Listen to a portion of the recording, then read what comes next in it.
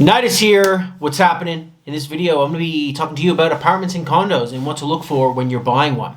Now, it's very different compared to, say, buying a 3-bedroom house on a block of land, because the 3-bedroom house, you can add an extra living space or bedroom or build up or change the facade to add value to the property. When it comes to apartments, you're pretty much given what you get. So you want to make sure what you get is good. So that brings me to the first point, which is size. Now, you want to buy an apartment that is bigger than the average size in the area that you're buying in. This will only help you in the future when you go to sell, as buyers will appreciate it. And when banks come to value your home as you try to pull out equity, they'll definitely put that into consideration when giving you your new value. Now, the next thing I want to touch is on aspect. So aspect is extremely important. It determines whether or not, how much sunlight the unit gets, or if it's a warm or cold unit. So here in Australia, northern aspect is very desired, and it's what people pay more for. So something also to consider.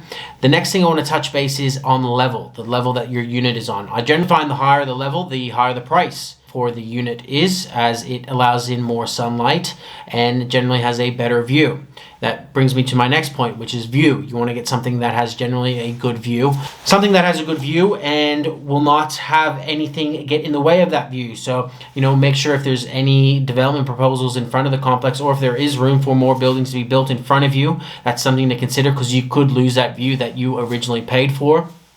I would try sticking closer to the water. Obviously, if there's no more room to build in front of you, your view is always going to be there, or next to parklands where the zonings of council won't allow to build and things like that. So just do your homework before actually securing the unit on what's in front of it and what could be in front of it.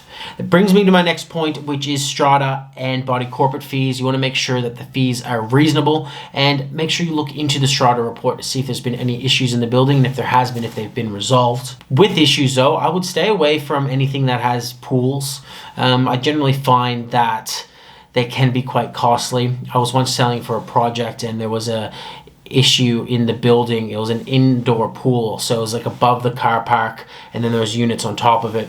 So there was a leak. It was actually $1 million problem, which resulted into $4,000 per unit extra a quarter in levies. So that can be quite costly. So just avoid pools. Go to the public pools or go to the beach. I don't know. Do you really need a pool in a complex? And then that brings me to my last point, which is location. Obviously, location is important in any real estate transaction that you do, but especially with apartments, you want to make sure that you're walking distance to most things, as this will attract tenants and potential buyers in the future. So those are my tips on buying an apartment or condo. If you have any questions, let me know below, and remember to touch the sub for more content like this. And if you're thinking of selling, give me a call today, because I have the nicest touch, and everything I touch turns to sold.